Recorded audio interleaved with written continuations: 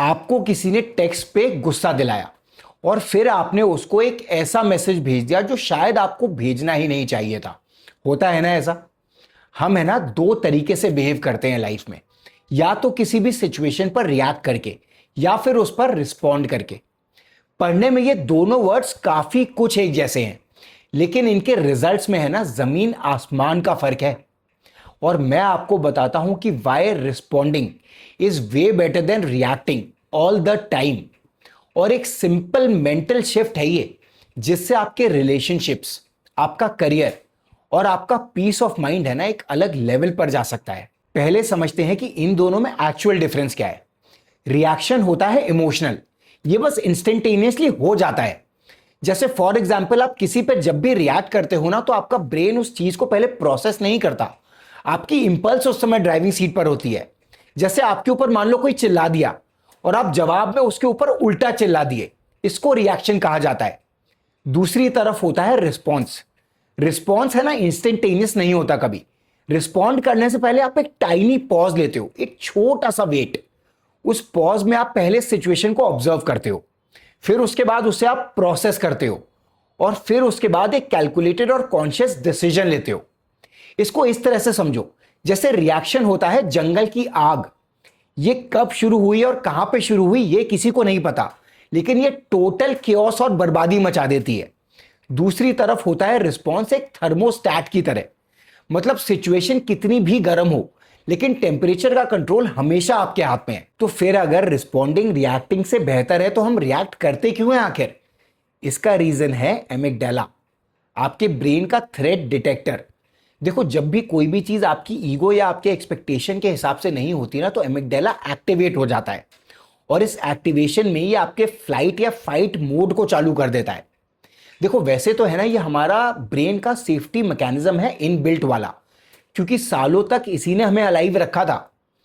अब ऑल्दो आज की मॉडर्न लाइफ में है ना फिजिकल डेंजर्स तो काफी सारे खत्म हो चुके हैं, लेकिन जो इमोशनल डेंजर्स है ना, जो इमोशनल ट्रिगर्स है, वो आजकल जरूरत से ज्यादा हो गए हैं।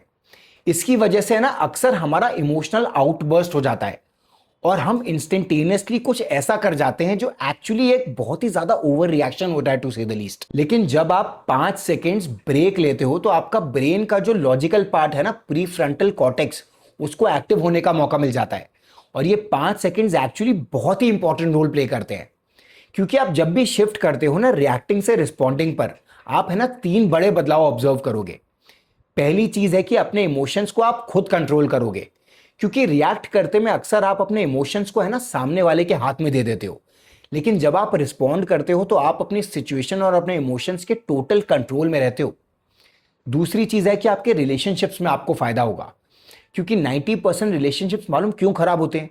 क्योंकि दोनों लोग है ना नॉन रिलेंटेसली बिना सोचे एक दूसरे की बातों पर रिएक्ट कर रहे होते हैं, विदाउट इवन रियलाइजिंग या थिंकिंग कि सामने वाला क्या बोलना चाह रहा है एक्चुअली।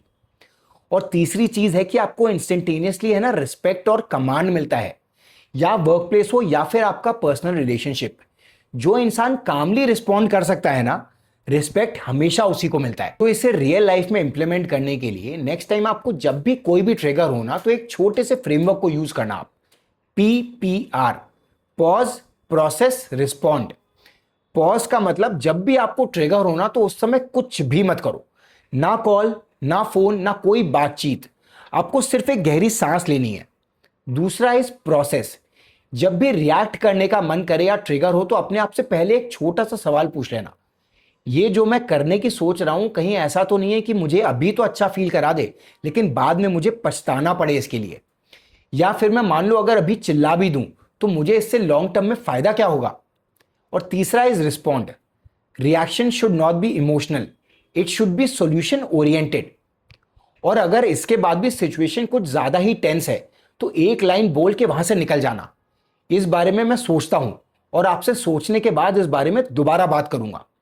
ये लाइन आपको रिग्रेट से अक्सर बचाएगी। देखो, एक चीज हमेशा ध्यान रखना, life is 10% what happens to you and 90% is how you choose to respond to it.